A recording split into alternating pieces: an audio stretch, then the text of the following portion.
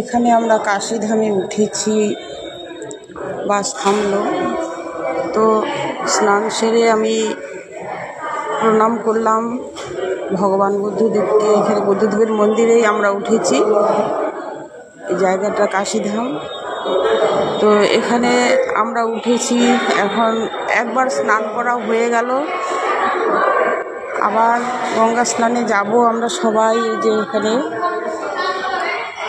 কেউ স্নানে গেছে, কেউ বসে আছে।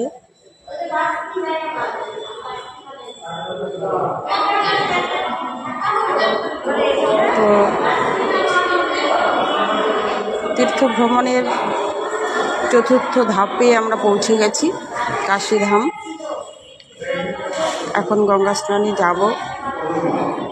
হরে কৃষ্ণ, রাধে রাধে।